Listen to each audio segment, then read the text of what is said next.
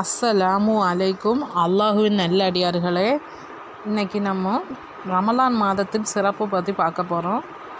ரமலான் மாதம் இஸ்லாமிய ஹிஜ்ரி ஆண்டின் 9வது மாதமாகும்.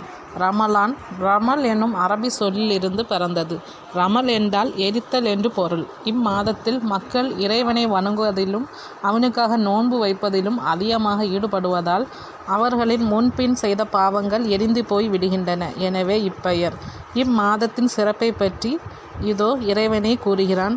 ரமலான் மாதம் எத்தகைய மகத்துவமுடையதென்றால் அதில்தான் மனிதர்களுக்கு வழிகாட்டியாகவும் நேரான வழியை தெளிவாக்கக்கூடியதாகவும் நன்மை தீமையை பிரித்தறிவிக்கக்கூடியதாகவும் உள்ள திருக்குர்ஆன் எனும் இவ்வேதம் அருளப்பெற்றது. ஆகவே உங்களில் எவர் அம்மாதத்தை அடைகிறாரோ அவர் அதில் நோன்பு நோற்கவும். திருக்குர்ஆன் 2வது அத்தியாயம் 185வது வசனம். ரமலான் மாதம் முதல் நாள் தொடங்கி 29ஆம் நாள் வரை நோன்பு திறக்கும் வேளையில் 10 லட்சம் பேர் நரகிலிருந்து விடுதலை பெறுகின்றனர்.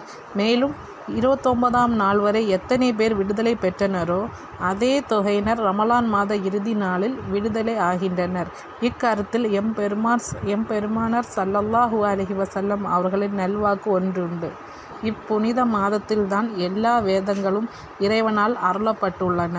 முதல் நாளில் இப்ராஹிம் நபி அலைஹிஸ்ஸலாம் அவர்களுக்கு சுஹுபு, 6ஆம் நாளில் மூசா அலைஹிவஸல்லம் அவர்களுக்கு தௌராத், 12ஆம் நாளில் தாவூத் அலைஹிவஸல்லம் அவர்களுக்கு சயூர், 18ஆம் நாளில் ஈசா அலைஹிவஸல்லம் அவர்களுக்கு இன்ஜீல், 27ஆம் நாளில் முஹம்மது நபி ஸல்லல்லாஹு அலைஹி வஸல்லம் அவர்களுக்கு குர்ஆன் வேதமும் அருளப்பட்டுள்ளன.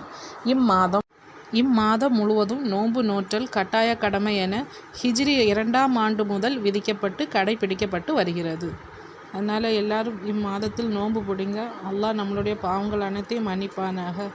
மறக்காமல் என்னுடைய இந்த சேனலை சப்ஸ்கிரைப் பண்ணுங்கள்.